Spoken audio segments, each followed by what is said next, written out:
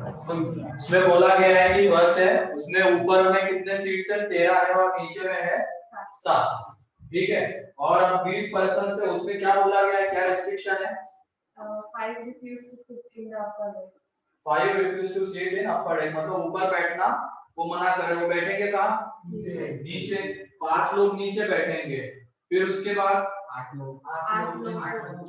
लोगों ने नीचे बैठने से मना कर दिया, तो वो 8 लोग कहाँ बैठेंगे? ऊपर बैठेंगे। ठीक है, तो टोटल कितने लोग बैठ गए? अब 13 बैठ गए। बचे कितने? 7 बचे। ठीक है, 7 बचे। फिर उसमें से ऊपर कितने बाकी है? कितने बैठने बाकी ऊपर में? ऊपर 5 बाकी है। टोटल 13 बैठने वाले ना ऊपर में। 8 जाके बैठ चुके हैं, 5 आने बाकी है अभी। नीचे में कितने जाके बैठ चुके हैं? 5 बार जाके बैठ चुके, 2 आने बाकी है। मतलब इन 7 पर्सन की हमें क्या करनी है? 2 ग्रुप्स में डिवीजन नहीं करना है। 7 पर्सन की कितने कितने स्ट्रेंथ के ग्रुप बनने चाहिए? 5 का 2 एंड 2 का।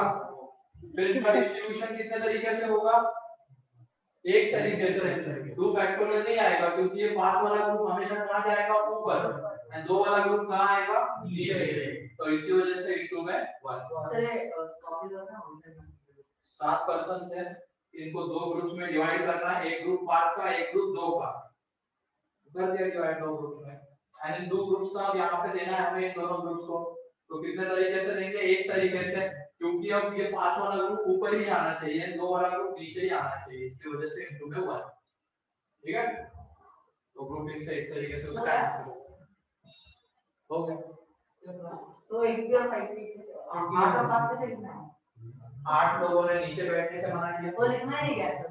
नहीं, 8 लोगों ने नीचे बैठने से मना किया तो ऊपर बैठेंगे। 5 लोगों ने ऊपर बैठने से मना किया तो नीचे बैठेंगे। अभी ऊपर में कितने बाकी है? 5। नीचे में कितने बाकी है? 2। टोटल पर्सन कितने बाकी है? 7। तो उनकी 2 ग्रुप में डिवीजन कर देंगे हम और इन दोनों ग्रुप को यहां पे ले लेंगे। कितने तरीके से? एक तरीके से। ठीक है, ये अजिंक्य भी नहीं आया आज। कॉपी चेकिंग की वजह से ही नहीं आया ना। ऑनलाइन में हो? ऑनलाइन में अभी आया।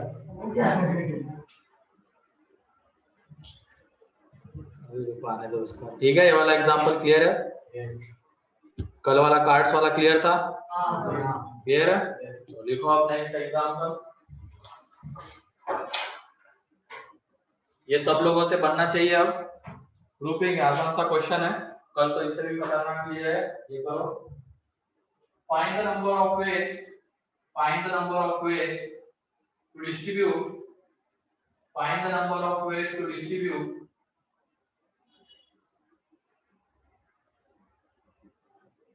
6 distinct balls,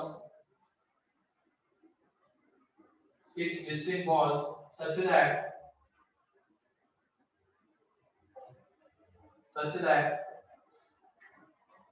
6 distinct balls into 3 bags, into 3 bags, 3 different bags, such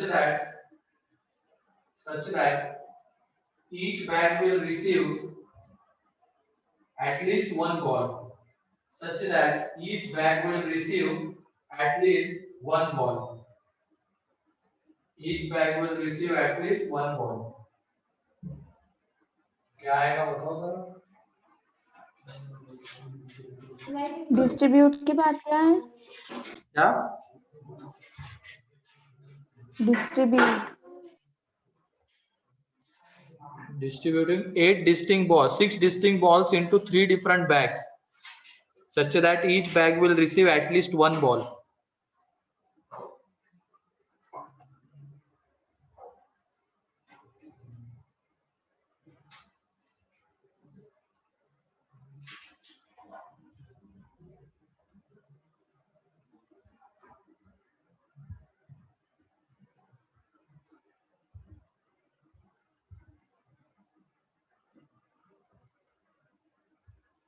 sir 2 ही पीसेस हो रही हैं।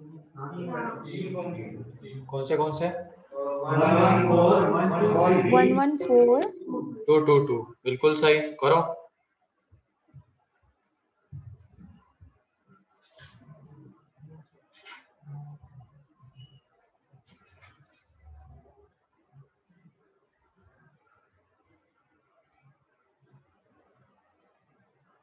KVPY कितने लोग दे रहे तुम में से? 2 ही लोग हो।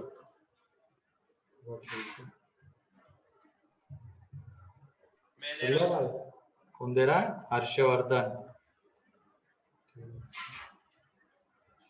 अजिंक्य। हाँ अजिंक्य, क्यों नहीं आया आज तुम?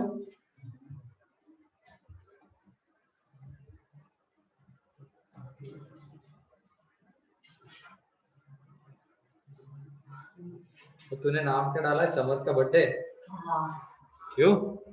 वो बर्थडे करता है सर उसी ने डाला है ना? हाँ सर मैंने भी उसका डाला फिर। अगर तुम लोग यही खेलते रहो, ऋषभ नाना भगा दूंगा मैं, ऐसे नाम लेके आओगे तो तुम अब कुछ नहीं। करो करो।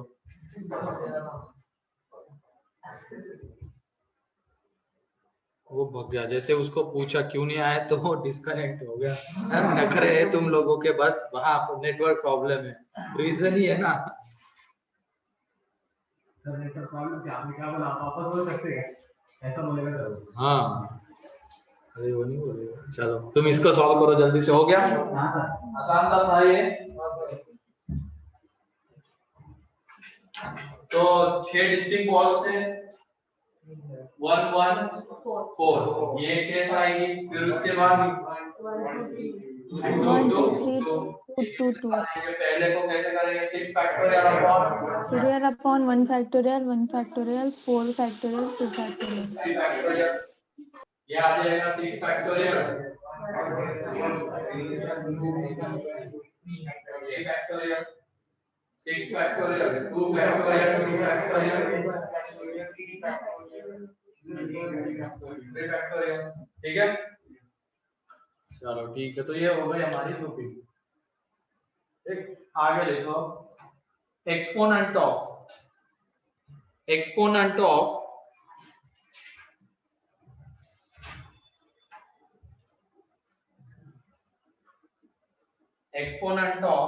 Prime number p, exponent of prime number p। Sir question है या फिर हेडिंग है? हेडिंग है, हेडिंग है। Exponent of prime number p in n factorial. n factorial में प्राइम नंबर p का एक्सपोनेंट मतलब उसकी पावर कितनी आती है, ये हमें बताना है। जैसे 6 फैक्टोरियल को हम क्या लिख देंगे? 1 into 2 into 3 into 4 into 5 into 6। अब हमें क्या चाहिए? प्राइम नंबर के पावर्स के फॉर्म में लिखना है इसको। तो सबसे छोटा प्राइम नंबर 2 आएगा, 2 की पावर में क्या? यहाँ से 1, यहाँ से 2 और यहाँ से 1 आ जाएगा, तो 2 की पावर में 4, फिर 3 की पावर में 2 एंड 5 की पावर में 1। तो 2 की पावर 4 है। अरे यहाँ से 2 4 को कैसे लिख सकते हैं? 2 into 2 6 को कैसे लिख सकते हैं? 2 into 3। इसको कैसे रिप्रेजेंट करना है? 6 फैक्टोरियल को प्राइम पावर, प्राइम नंबर और उसके पावर के फॉर्म में रिप्रेजेंट करना है। तो ये वो तरीका हो गया। तो 6 फैक्टोरियल में 2 का एक्सपोनेंट क्या करेंगे हम? 4। 3 का एक्सपोनेंट क्या करेंगे? 2। 5 का एक्सपोनेंट क्या करेंगे? 1। तो ऐसे ही अगर n फैक्टोरियल कुछ होता है उसमें हमें प्राइम नंबर p का एक्सपोनेंट चाहिए, तो उसके लिए तरीका है हमारे पास। एक चीज यहाँ पे बता देता हूँ, ग्रेटेस्ट इंटीजर। ग्रेटेस्ट इंटीजर जैसे उसको ये कहते हैं 1.2 का इंटीग्रल पार्ट क्या आता है? 1.2 का इंटीग्रल 1 आता है, तो उसको हम कहेंगे उसका इंटीग्रल पार्ट। इस तरीके से रिप्रेजेंट किया जाएगा उसको। ये अगर ब्रैकेट लगा हुआ है, हम पढ़ने वाले 12th में पहले ही टॉपिक पे फंक्शन में, अभी के लिए तो बस इतनी आइडिया ले लो इसकी। इसको कहते हैं GI, ग्रेटेस्ट इंटीजर फंक्शन। तो ये वैल्यू कैसी देता है हमें? उस नंबर की इंटीग्रल वैल्यू देता है। ठीक है, ये फंक्शन जो होता है इस नंबर की हमें इंटीग्रल वैल्यू देगा। ऐसे ही 2.1 का ग्रेटेस्ट इंटीजर कितना आएगा? 2 आएगा। 2.9 का 2। अबे इंटीग्रल 2, इसका इंटीग्रल पार्ट 2 रहेगा ना, तो 2 वैल्यू देगा। फिर ऐसे ही -0.1 -1 इंटीग्रल पार्ट के लिए कैरेक्टरिस्टिक में हो चुका है ना अपना, ये 0, ये -1 1 2, 1 एंड 2 के बीच में कोई भी नंबर आने दो, उसका इंटीग्रल पार्ट क्या रहता है? 1। फिर उसके बाद 0 एंड 1 के बीच में कोई भी नंबर, उसका इंटीग्रल पार्ट 0। -1 एंड 0 के बीच में कोई भी नंबर उसका इंटीग्रल पार्ट -1, तो ये -0.1 कहाँ आता है, इसके बीच में आता है ना, तो उसका इंटीग्रल पार्ट क्या रहेगा -1, ठीक है। फिर ये 2.9 कहाँ पे आएगा, 2 एंड 3 के बीच में, तो उसका इंटीग्रल पार्ट 2 इस तरीके से। तो ये GIF फंक्शन कहते हैं इसको हम, और ये वैल्यू कैसे देता है हमें, उस नंबर की इंटीग्रल वैल्यू। तो जैसे अगर हमने यहाँ पे 2 लिखा है तो वैल्यू 2 ही मिलेगी, क्योंकि 2 की इंटीग्रल वैल्यू 2 ही है, ठीक। तो इसकी जरूरत हमें यहाँ पे पढ़ने वाली है। तो रिजल्ट लिखना है इसका n फैक्टोरियल लिखना था क्या, n फैक्टोरियल वो लिखना था। हमें चाहिए, तो वो आ जाएगा यहाँ पे exponent of p in n factorial, वो आ जाएगा n अपॉन p प्लस उसका ग्रेटेस्ट इंटीजर, ठीक है। फिर n अपॉन p स्क्वायर उसका greatest integer plus n upon p cube उसका ग्रेटेस्ट इंटीजर, और ऐसे चलता जाएगा।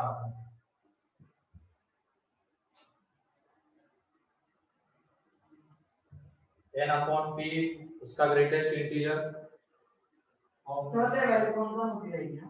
हाँ कम होती जाएगी। तो ये देखो 6 फैक्टोरियल में 2 का एक्सपोनेंट क्या आ रहा था, 4। फॉर्मूले से कैसे आता है देखो, n की जगह पे क्या 6, प्राइम नंबर कौन सा है 2, तो 6 अपॉन 2 का ग्रेटेस्ट इंटीजर, फिर उसके बाद 6 अपॉन 2 स्क्वायर का ग्रेटेस्ट इंटीजर, फिर उसके बाद 6 अपॉन 2 क्यूब, ऐसे ही आगे 6 अपॉन 2 की पावर 4 चलता जाएगा। तो ये देखो 6 अपॉन 2 3, ये 6 अपॉन 4 1.5, आगे वाला नंबर देखेंगे तो कितना आ जाएगा, पॉइंट समथिंग आएगा, फिर उसके आगे वाला क्या है 5 पॉइंट समथिंग, और कम आता चला जाएगा, ठीक है। तो इसका इंटीग्रल पार्ट 3, इसका इंटीग्रल पार्ट 0, आगे सबके क्या आने वाले हैं 0 आने वाले हैं, तो आगे लिखने की जरूरत नहीं थी। तो ये देखो एक्सपोनेंट कितना आ गया 4, तो 6 फैक्टोरियल में 2 का एक्सपोनेंट क्या है 4 है। ऐसे ही 3 का क्या आ रहा था वहां पे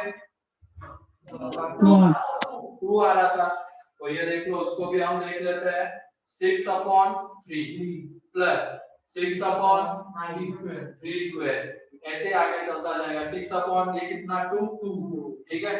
ये इसकी वैल्यू क्या आ जाएगी 1 से छोटी 0 पॉइंट समथिंग, उसका इंटीग्रल पार्ट 0, आगे वाले सब के क्या आते जाएंगे 0, क्योंकि सब में देखो आगे डिनोमिनेटर बढ़ता जाता है। तो अगर यहाँ पे ही ये वैल्यू 0 से छोटी आ गई तो आगे वाले में तो 0 से छोटे आनी है, क्योंकि डिनोमिनेटर बढ़ता जा रहा है। तो देख लो एक्सपोनेंट कितना आ गया 2 आ गया, ऐसे पाई पाई निकाल सकते हैं, किसी का भी निकाल सकते हैं। हां इसलिए यूज का एक्सपोनेंट बोला जाएगा ना कि भाई n फैक्टोरियल में 2 की पावर कितना आता है, क्वेश्चन होते हैं, तो उसके लिए इसके हेल्प लेंगे, ठीक है। तो 0 है उसके आगे का देखना, उसके आगे का देखना ही नहीं, क्योंकि उसके बाद हमें पता है कि नीचे वाला नंबर तो बढ़ता ही जा रहा है, वो 0 ही आता जाएगा आगे, ठीक है। इधर ऑनलाइन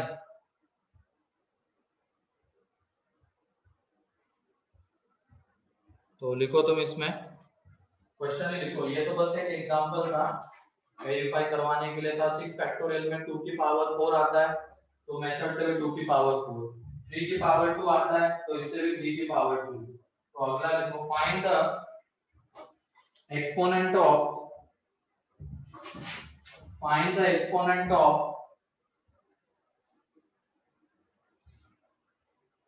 2 3 5,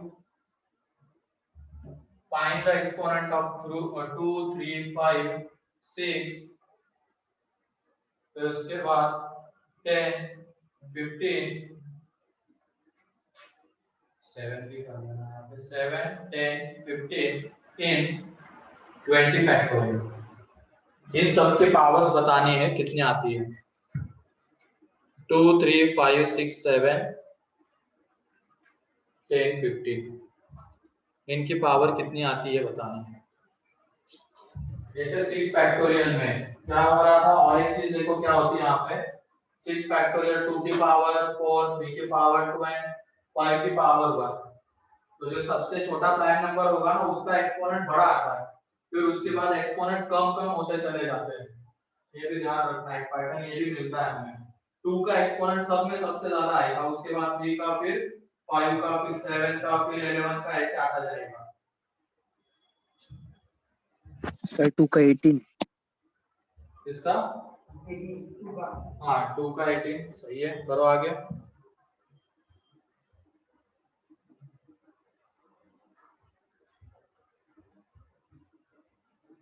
सर 8 है 3 का किसका? 3 का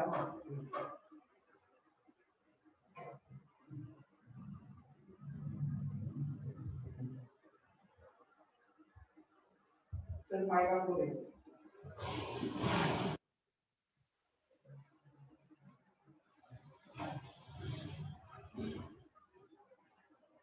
हाँ 6 का 3 है।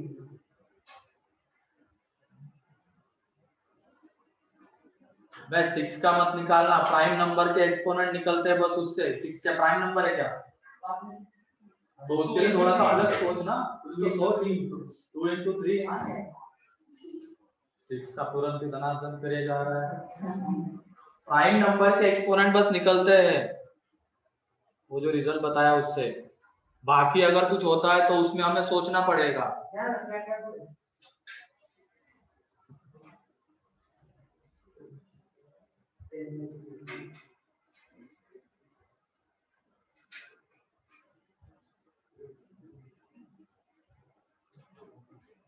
तो मतलब फिर 2 और 3 का अलग से करना पड़ेगा। हाँ 6 के लिए 2 into 3 होता है ना 6। हाँ बताओ। हाँ देखो, दिमाग लगाओ थोड़ा सा। 18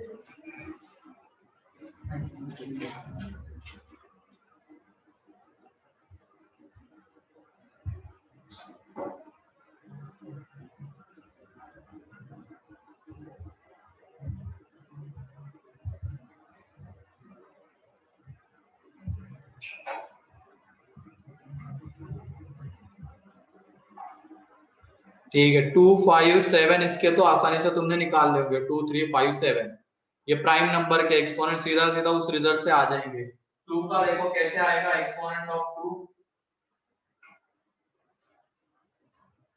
ये हो जाएगा यहाँ पे 20/2 का ग्रेटेस्ट इंटीजर। फिर उसके बाद 20/2, सर 6 का 8 है। फिर उसके बाद 20/2 क्यूब, फिर 20/2 की पावर 4, है ना। आगे वाले तो 0 आते जाएंगे क्योंकि 2 की पावर 5 क्या होता है 32। ये नंबर 1 से छोटा आने वाला, आगे 0 है। यहाँ पे 20/2 10, उसका ग्रेटेस्ट इंटीजर 10। फिर उसके बाद 20/4 5, उसका ग्रेटेस्ट इंटीजर 5। 20/8 2 पॉइंट समथिंग, उसका ग्रेटेस्ट इंटीजर 2। 20/16 1 पॉइंट समथिंग, उसका ग्रेटेस्ट इंटीजर 1। इसके नीचे लिखो यहाँ पे 5 प्लस 2 प्लस 1 प्लस 0, उसके आगे के सारे 0। तो 2 का एक्सपोनेंट कितना आता है 18। ठीक है 2 का एक्सपोनेंट 18 आ गया। उसके बाद अब एक्सपोनेंट ऑफ 3, एक्सपोनेंट ऑफ 3 तो ये आ जाएगा यहाँ पे 20/3 प्लस 20/3 स्क्वायर प्लस 20/3 क्यूब। आगे करने की जरूरत नहीं क्योंकि 3 क्यूब 27 का 20/3 क्यूब 1 से छोटा है। तो 20/3 में कितना आ जाएगा 6 पॉइंट समथिंग, उसका ग्रेटेस्ट इंटीजर 6। ये कितना आ जाएगा 20/9 2 पॉइंट समथिंग, उसका ग्रेटेस्ट इंटीजर 2। ये आ जाएगा 0 पॉइंट समथिंग तो 0। तो 3 का एक्सपोनेंट कितना आने वाला है 8। फिर अगला 5 का निकालना है, तो 5 का एक्सपोनेंट देखो यहाँ पे एक्सपोनेंट ऑफ 5 ये हो जाएगा यहाँ पे 20/5 प्लस 20/5 स्क्वायर। आगे जाने की जरूरत ही नहीं क्योंकि 20/5 स्क्वायर क्या हो जाएगा 1 से छोटा। तो ये 20/5 4, उसका ग्रेटेस्ट इंटीजर 4, ये 0 पॉइंट समथिंग 0। तो 5 का एक्सपोनेंट 4 आ गया। 7 का निकाल लेते हैं। सर 6 का 8 है। 7 तो ये आ जाएगा 20/7 प्लस 20/7 स्क्वायर। आगे जाने की जरूरत ही नहीं क्योंकि 20/7 स्क्वायर 1 से छोटा, उसका इंटीग्रल पार्ट 0, ये आ जाएगा यहाँ पे 2 पॉइंट समथिंग, इंटीग्रल पार्ट 2 इसका 0, तो 7 का एक्सपोनेंट 2 आ गया। तो यहाँ पे हम 20 फैक्टोरियल को कैसे लिख सकते हैं, 2 की पावर 18, फिर उसके बाद 3 की पावर 8, 5 की पावर 4, 7 की पावर 2, ऐसे आगे 11 आएगा, 13 आएगा, उसकी पावर में हम लिख सकते हैं उसको। लेकिन अब हमें क्या चाहिए, 6 की पावर चाहिए। 6 हमें कैसे मिलता है, 2 into 3 से मिलता है। अब यहाँ पर देखो 3 की पावर कितनी हमारे पास अवेलेबल है, 8। 2 की पावर कितनी है, 18। अगर 6 बनाना है तो 2 की कितनी पावर हमें लेनी पड़ेगी उसके साथ, 8 अरे ये प्रॉपर्टी a की पावर m एंड b की पावर m, तभी तो a की पावर m आता है। यहाँ पे ये 2 की पावर m, 3 की पावर m, तभी तो 6 की पावर m बनेगा। यही है ना प्रॉपर्टीज ऑफ इंडाइसेस से। तो ये देख लो 3 की पावर 8 है, 2 की पावर 18 है, 6 बनाने के लिए हमें बस क्या चाहिए होगा, 2 की पावर 8 चाहिए होगा। तो 2 की पावर 8 आएगा, 3 की पावर 8 है, दोनों मल्टीप्लाई होकर क्या बन जाएंगे, 6 की पावर 8। ठीक है, फिर उसके बाद अगर हमें चाहिए 10, तो 10 के लिए क्या चाहिए होगा, 5 into 2, तो 5 की पावर 4 अवेलेबल है, तो 2 की पावर कितनी चाहिए होगी, 4, तो 10 की पावर कितनी आएगी, 4। 15 अगर चाहिए तो 5 की पावर 4 है, 3 की पावर भी कितनी चाहिए होगी, 4। ठीक है, तो 15 की पावर कितनी आ जाएगी, 4। तो इसमें देखो अगर 6 की पावर है तो वो कितनी आ रही है, 8। 6 को हम कैसे लिख सकते हैं, 2 into 3। फिर 10 को कैसे लिख सकते हैं, 2 into 5। 15 को कैसे लिख सकते हैं, 3 into 5। तो 6 का एक्सपोनेंट 8 आ रहा है, 10 का एक्सपोनेंट कितना आ रहा है, 4, एंड यहाँ पे 15 का एक्सपोनेंट भी कितना आ रहा है, 4। अलग पैटर्न देखो यहाँ पे, जैसे 6 को हम 2 into 3 लिख रहे हैं, तो जो 2 की पावर 3 की पावर 3 वही 6 की पावर आ रही है, सही। 6 की 3 की पावर 8 है ना, तो 6 की पावर भी कितनी आ रही है, 8। मतलब जो जिन दो प्राइम नंबर के प्रोडक्ट के फॉर्म में हम लिख रहे हैं, उसमें से जो बड़ा वाला प्राइम नंबर होगा उसकी जो पावर रहेगी वही पावर आ जाएगी वहां पे। जैसे आप 10 को कैसा लिख रहे हैं, 2 into 5, तो जो 5 की पावर है वही 10 की पावर। 15 को 3 into 5, जो 5 की पावर है वही 15 की पावर। क्योंकि क्या होता है यहाँ पे, जैसे हमें 6 चाहिए था, 2 की पावर तो हमारे पास 18 अवेलेबल है, लेकिन 3 की पावर 18 थोड़ी है, 3 की पावर तो 80 है, तो हमें 2 की पावर 80 चाहिए होगा बस उसको 6 बनाने के लिए। तो मतलब इनमें जो मैक्सिमम बड़ा प्राइम नंबर होगा मल्टीप्लिकेशन में, उसकी जो पावर आएगी वही यहाँ पे अब 6 की पावर 10 की एंड 15 की पावर आने वाली है। ठीक है, तो अगर हमें बोला जाएगा 21 की पावर बताओ कितनी है, तो कितनी आएगी, 2 आएगी। पावर 7 की पावर रहेगी वही 21 की पावर रहेगी। ठीक है, फिर उसके बाद 35 की पावर 2 आएगी, है ना, 2 आएगी, 2 आएगी। 2 आ जाएगी। ठीक है, क्लियर है ना। अगर जो नंबर प्राइम नंबर नहीं होता उसकी पावर कैसे निकाली जाएगी, उसको हमें कैसे रिप्रेजेंट करना आना चाहिए, दो प्राइम नंबर के प्रोडक्ट के फॉर्म में। तो उसमें से जो बड़ा वाला प्राइम नंबर होगा उसकी पावर जो आ रही होगी यहाँ पे, वही उसकी पावर रहेगी। तो यहाँ पे हमें किसका चाहिए था, एक्सपोनेंट ऑफ 6 का। तो 6 का एक्सपोनेंट मींस क्या हो जाएगा, जो 3 का एक्सपोनेंट है, 10 का एक्सपोनेंट, जो 5 का एक्सपोनेंट है वही 10 का एक्सपोनेंट, 15 का एक्सपोनेंट, जो 5 का एक्सपोनेंट है वही 15 का एक्सपोनेंट। देखो ऐसा नहीं हो सकता कि छोटे वाले का नंबर कम आए, नहीं हो सकता ना, इसमें 20 फैक्टोरियल में अगर एक्सपोनेंट निकालना है तो 2 का ही सबसे बड़ा रहता है, फिर कम होते जाते हैं। इसलिए तो मैंने इंडिकेट करके इसको बताया कि एक्सपोनेंट कम होती जाएगी बाद में। ठीक है, क्लियर है ये वाला।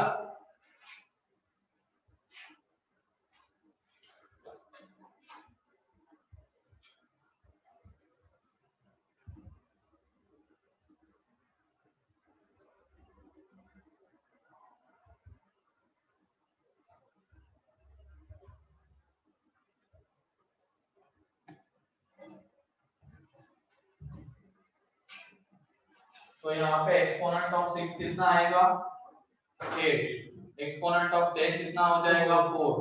15 कितना हो जाएगा, 4, एंड 21 अगर होता तो वो कितना हो जाता, 2। ठीक है,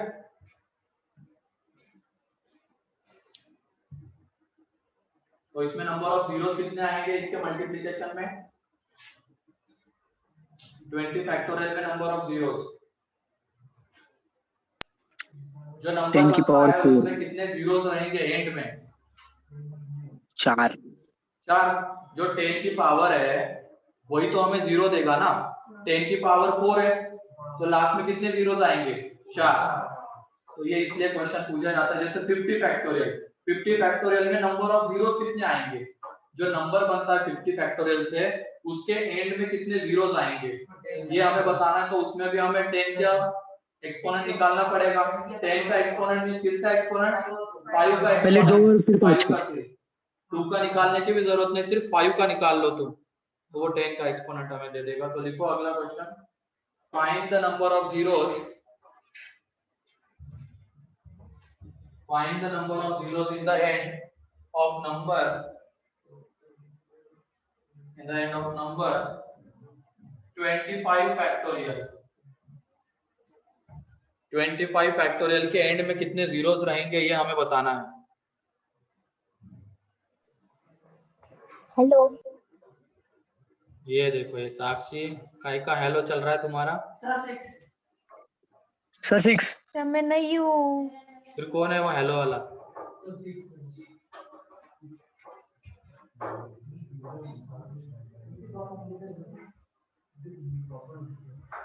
पता नहीं।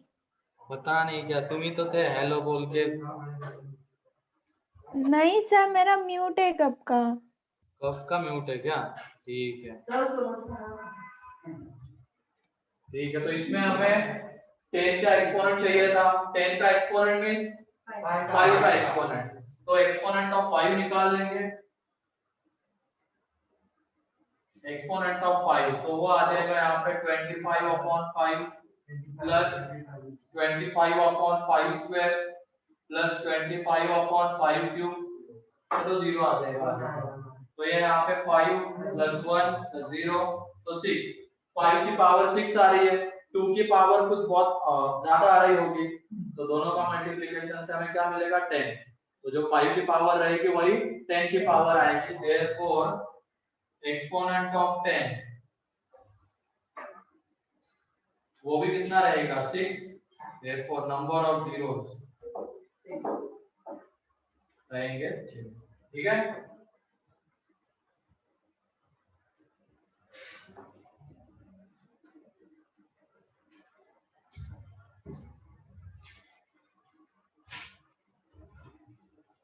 अगला है find the number of zeros in 50C25।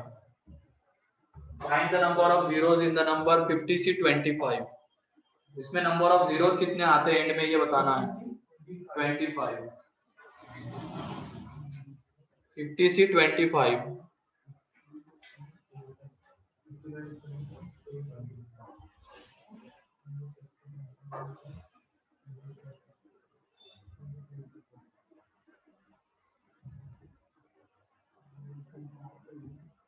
Sir में वैल्यू निकालना पड़ेगा।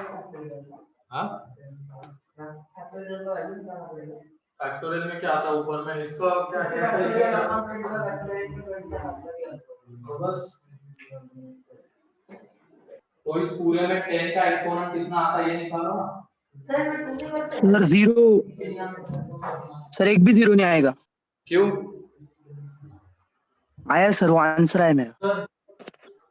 तो अगर आपको ऐसा नहीं करना पड़ेगा ना, ऊपर से भी के का हाँ, नीचे से। हाँ बस करो। हाँ सर ऊपर भी 12 है और नीचे भी 12 है। हाँ ठीक है। ये कौन है बाबू भैया?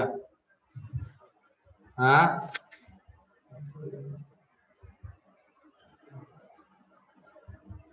सर हर्षवर्धन ही है। हर्षवर्धन। क्यों शर्म आ रही क्या अपने नाम से तेरे को?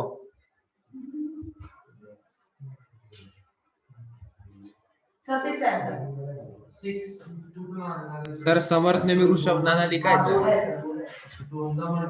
कोई नहीं सर,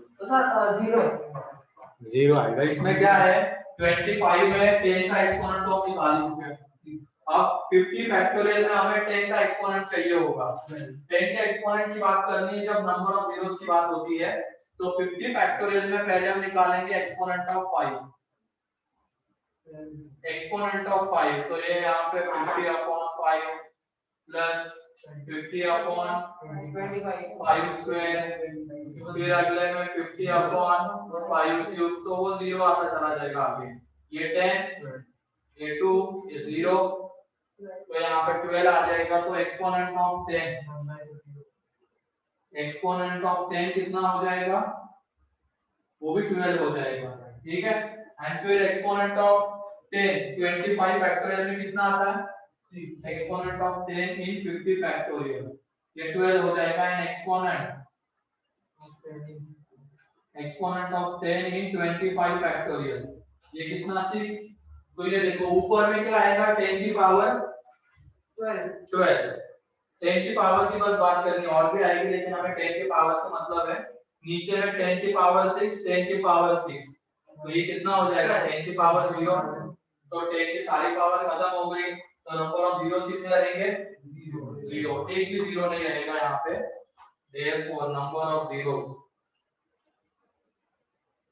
रहेंगे 0, ठीक है।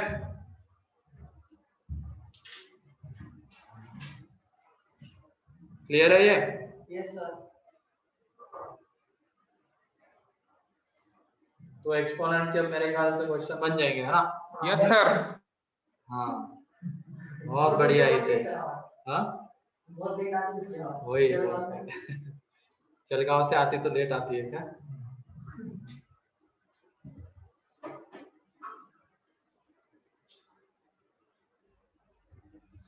ठीक है, अब आगे डी अरेंजमेंट।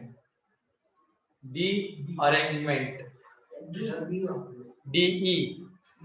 हाँ डी अरेंजमेंट।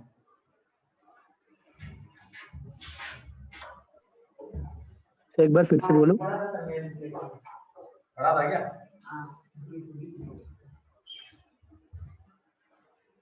सर कौन सी arrangement?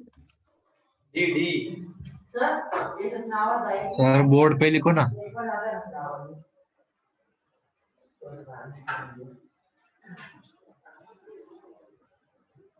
D arrangement,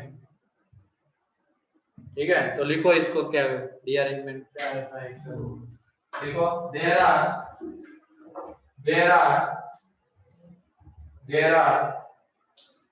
n envelopes, there are n envelopes E1, E2 up to En. There are n envelopes E1, E2, E3 up to En,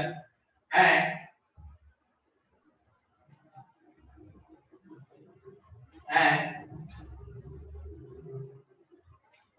n corresponding letters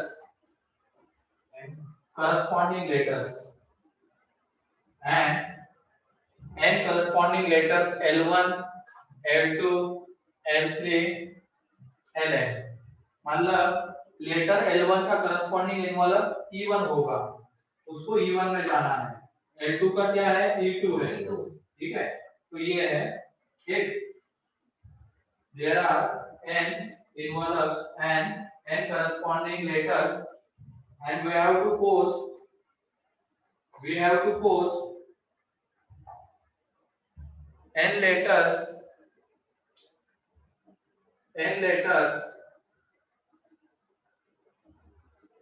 such that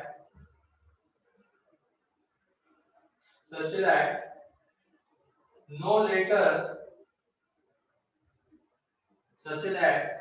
letter is placed in its corresponding envelope.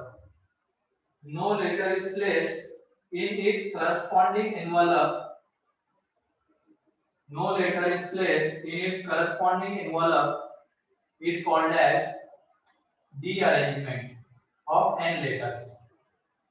Is called as de-arrangement of n letters.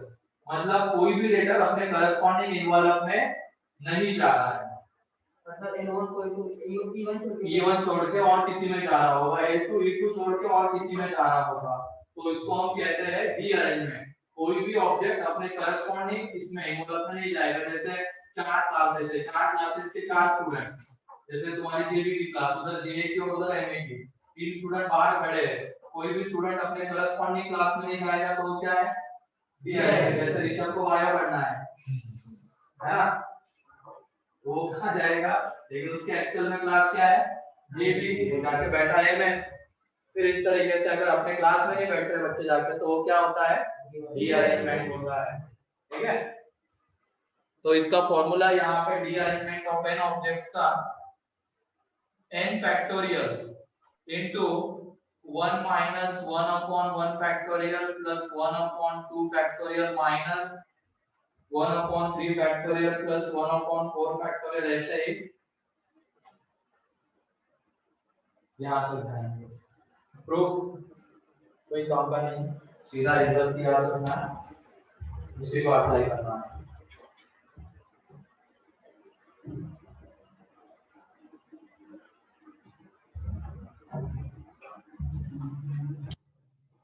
तो ये है derangement of an object.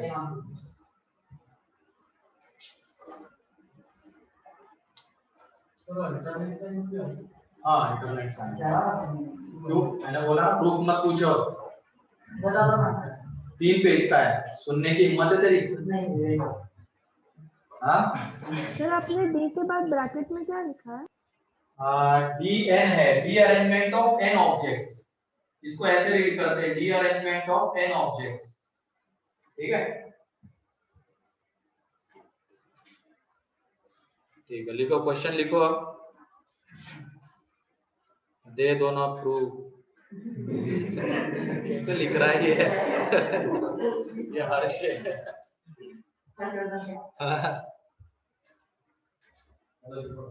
There are question है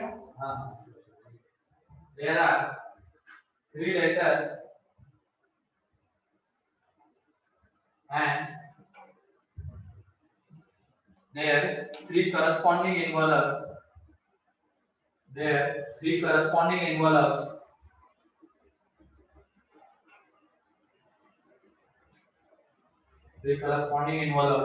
and we have to post 3 letters such that no letter is placed in its corresponding envelope. No letter is placed in its corresponding envelope. कोई भी letter अपने corresponding envelope में place नहीं किया गया है तो नंबर ऑफ वेज बताने कितने तरीके से पोस्ट किया जाएगा उसको, जल्दी। 2 हाँ कैसे, एक तो फिक्स हो जाएगा उसमें। No letter is placed in its corresponding envelope, तो हमें यहाँ पे क्या चाहिए, रीअरेंजमेंट ऑफ 3 ऑब्जेक्ट। ठीक है, तो n की जगह पे क्या पुट करेंगे, 3, तो ये 1 minus 1 upon 1 factorial plus 1 upon 2 factorial minus 1 upon 3 factorial, बस यहाँ तक जाएंगे। n फैक्टोरियल, यहाँ पे n था तो कहाँ तक जा रहे थे, n तक जा रहे थे, तो यहाँ पे 3 है तो कहाँ तक जाएंगे, 3 फैक्टोरियल तक। अब इसकी वैल्यू निकालनी है तो रीअरेंजमेंट ऑफ 3 ऑब्जेक्ट, ये तो कैंसिल आउट हो जाएगा, ये 3 factorial upon 2 factorial minus 3 factorial upon 3 factorial, ये 3 माइनस 1 2, ये ऐसे आता है सर। आया ना बस, आया, मतलब क्या मैंने सही बोला आया? ना सर, हाँ मैंने सही बोला ना सर, मैं माइंड में कर लिया था वो, माइंड में कर दिया। एक बार काम कर दी। अरे फिर से एक्सप्लेन करो ना एक बार। कौन सा, जैसे यहाँ पे 3 ये लेटर्स एग्जांपल। है, तीनों लेटर्स अपने करस्पॉन्डिंग इनवलप में नहीं जाएंगे, तो हमें क्या करनी है, अभी 3 ऑब्जेक्ट्स की रीअरेंजमेंट करनी है। 3 ऑब्जेक्ट्स की रीअरेंजमेंट तो इसी फॉर्मूले का यूज करेंगे, लेकिन जाएंगे कहां तक, सिर्फ 3 फैक्टोरियल तक। 4 ऑब्जेक्ट्स की रीअरेंजमेंट होती तो जाते कहां तक, 4 फैक्टोरियल तक। ठीक है, यहाँ पे ये n ऑब्जेक्ट्स के रीअरेंजमेंट का फॉर्मूला है, तो जा कहां तक रहते हैं, n फैक्टोरियल तक, लेकिन यहाँ पे 3 का बस बात करनी है हमें, तो जाएंगे 3 फैक्टोरियल तक। बस इसको कैलकुलेट किया है सर 50 वाला बोला तो 50 का कैलकुलेट करना पड़ेगा। हाँ, इतना कोई बोलेगा नहीं। सर देखो ना सर, 3 एनवलप है, उसमें से एक नहीं जाएगा तो 2 बाकी तो 2 ही रहेगा। नहीं रीजन यहाँ पे सर पहले इसमें 1 - 1 बाय 1 फैक्टर है, इसको डायरेक्ट 0 नहीं कर सकते। हाँ वो कर सकते हो, नहीं याद रखने में आसान है ना। 1 -1/1 फैक्टोरियल +1/2 फैक्टोरियल, ठीक है।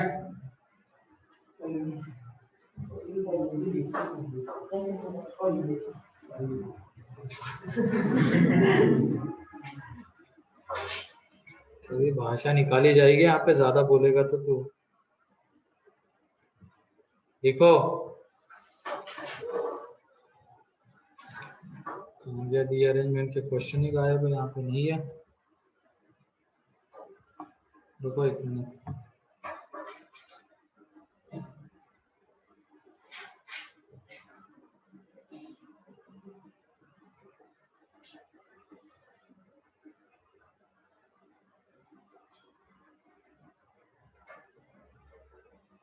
हाँ चलो लिखो question.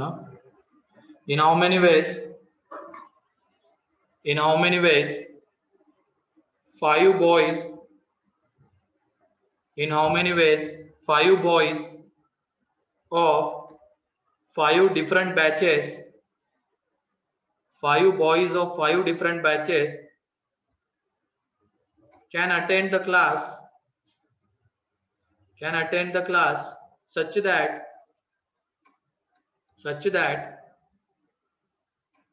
no student attend the class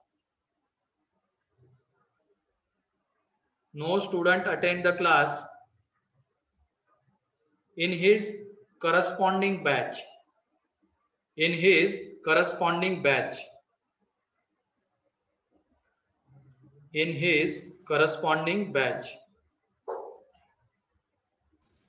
sir एक बार रिपीट करो question. In how many ways 5 boys of 5 different batches can attend the class such that no student attend the class in his corresponding batch। तो यहाँ पे क्या आएगा, 5 classes 5 boys, कोई भी अपने करस्पॉन्डिंग क्लास में नहीं जाएगा तो कितने इसका रीअरेंजमेंट 5 का 5 का रीअरेंजमेंट है। तो बताओ क्या आता है, हमेशा लेटर और इन्वॉल्व्स थोड़ी होंगे। 44 आंसर आता है, सही है।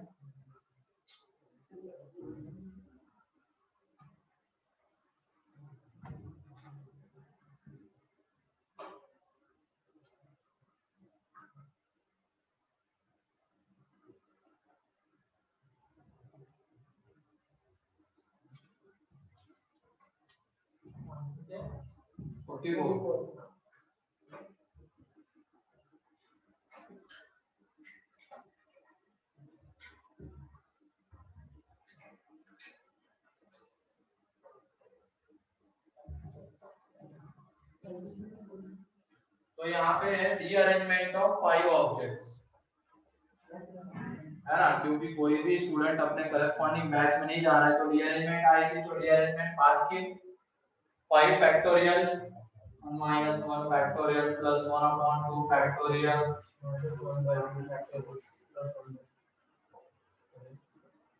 ठीक है। तो ये तो कैंसल आउट हो जाएगा। फिर आगे सर फॉर्मूला में याद रखने की जरूरत नहीं है सर। कैसे 1 - 1/1 फैक्टोरियल और वो कैंसिल हो रहा है। हाँ 1/2 से है, तो ठीक है। खुश हो, तो ये आ जाएगा यहाँ पे 16 माइनस, ये आ जाएगा यहाँ पे 20 + 5 -1 43, ठीक।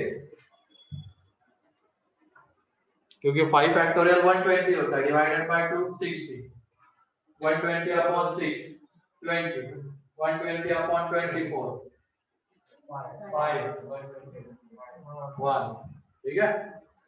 तो रीअरेंजमेंट ऑफ 5 ऑब्जेक्ट आ जाएगी 5 तरीके से, 44 तरीके से। अगला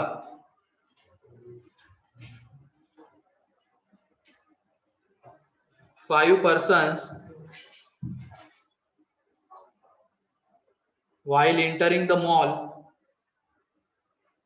5 persons while entering the mall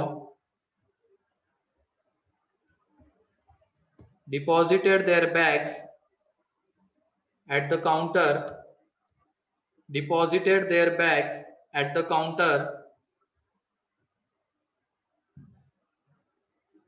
in how many ways?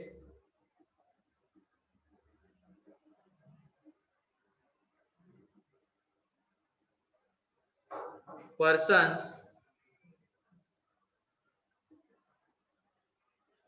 will get back their bags such that at least two will get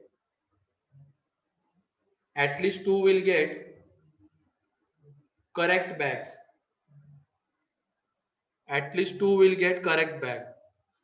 मतलब कम से कम 2 लोगों को तो करेक्ट बैग मिलेगी, अपनी करस्पॉन्डिंग बैग मिलेगी। एटलीस्ट भी बोला गया वहां पे, थोड़ा सा केसेस बनाओ और करो, आंसर निकालो, जल्दी करो तो सही। कम से कम 2 लोगों के पास अपनी करस्पॉन्डिंग बैग जाएगी। जब 2 लोगों के पास जाएगी तो 3 के पास नहीं जानी चाहिए, लेकिन एक कम से कम था ना, तो 3 लोगों के पास भी करेक्ट बैग जा सकती है। बनाओ तो सही, देखो कैसे। अरे करो।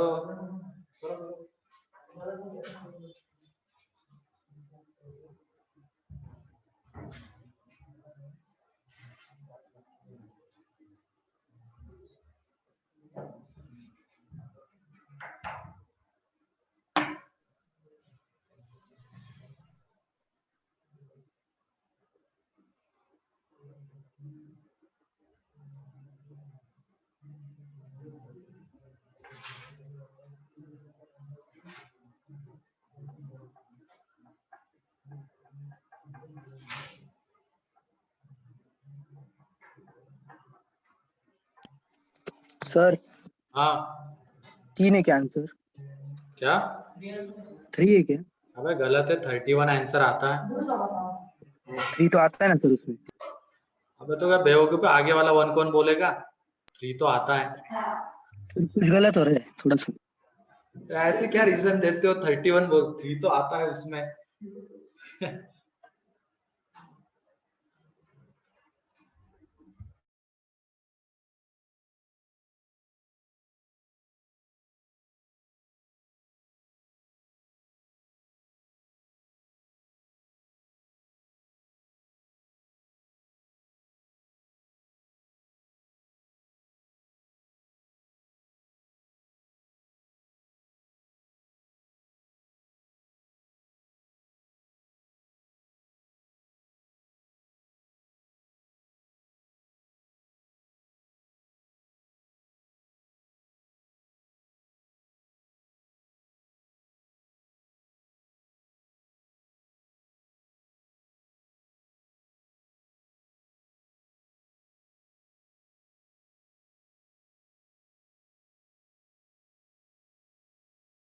सर आवाज नहीं आ रही।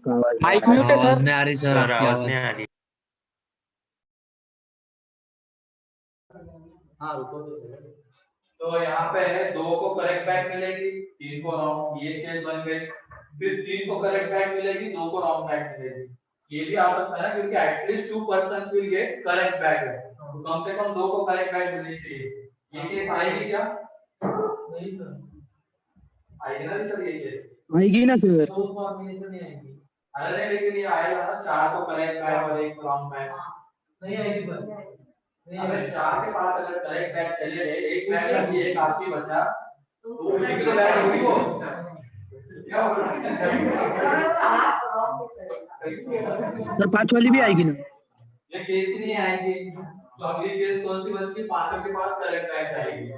ठीक है, तो यहाँ पे देखो, जिन दोनों के पास करेक्ट बैग जा रही है उनको हम पहले सेलेक्ट कर लेंगे।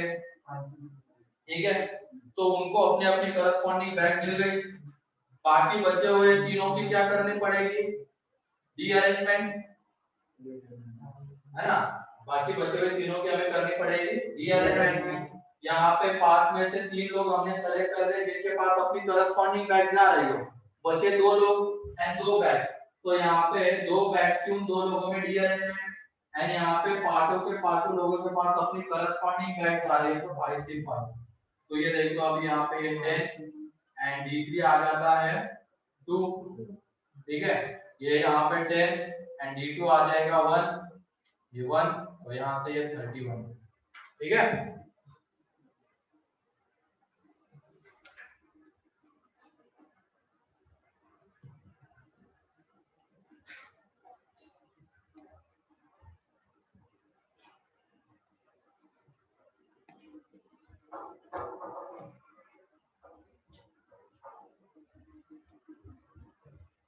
हो जाए तो बता दो।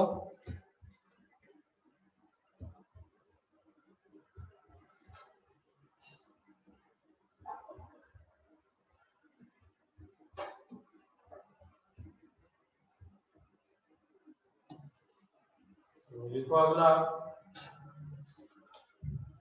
8-digit number is formed by using the digits. 8-digit number is formed by using the digits 1, 2, 3, 4, 5, 6, 8. Repetition is not allowed. Bracket में लिखो. Repetition is not allowed. 1 to 8 लिख लिया. 7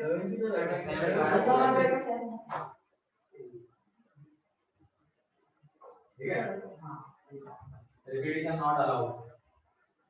Repetition not allowed. Such that even digits occupy even positions. Even digit occupy even positions, but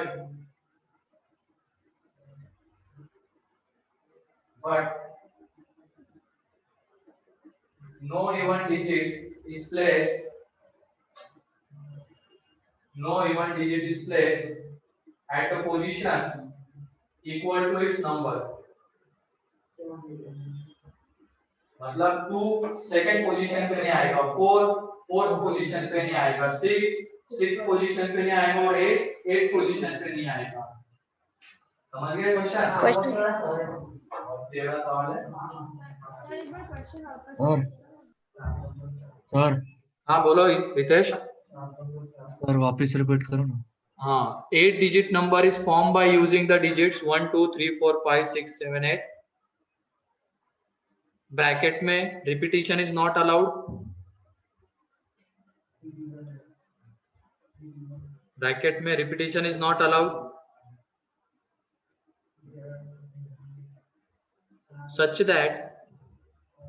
such that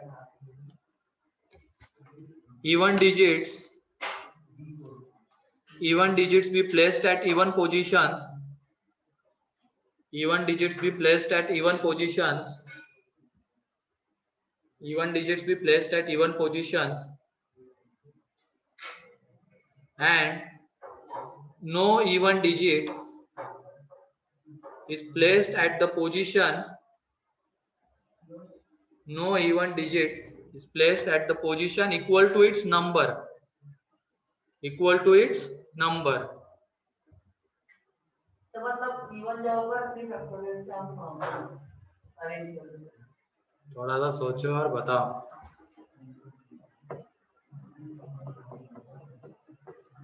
odd का तो कोई issue नहीं, odd तो odd places पे जाएंगे और उनकी आपस में अरेंजमेंट कितने तरीके से होगी? 4 फैक्टोरियल तरीके से। बस इवन के लिए आप सोचो।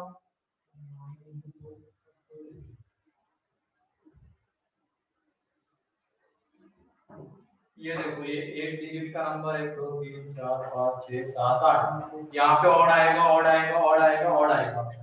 यहाँ पे इवन इवन इवन इवन। हाँ 9 into 4 फैक्टोरियल सही है। यहाँ पे अब क्या हो जाएगा, इन 4 पोजीशन पे ऑड की अरेंजमेंट होगी। हमारे पास ऑड डिजिट कितना है? 4। तो ऑड की अरेंजमेंट कितने तरीके से होगी? 4 फैक्टोरियल तरीके से।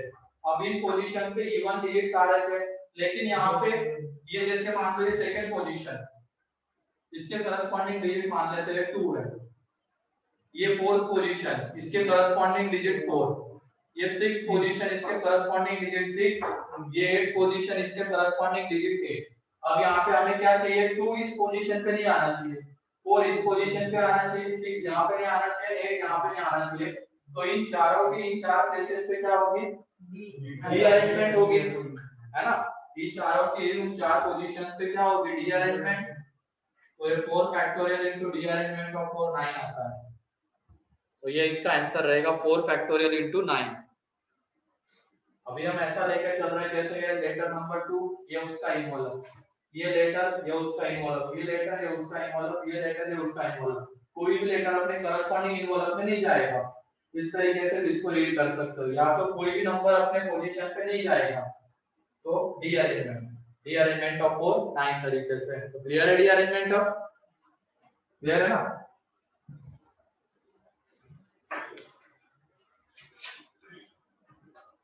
तो उसके बाद अब अगला फिक्टिशियस शुरू करना था, चलो उसको नेक्स्ट लेक्चर में ही करते हैं, ठीक है। आज के लिए इतना ही काफी। तो किसी को कोई डाउट इसमें, नेक्स्ट कौन है? हाँ बोलो साक्षी।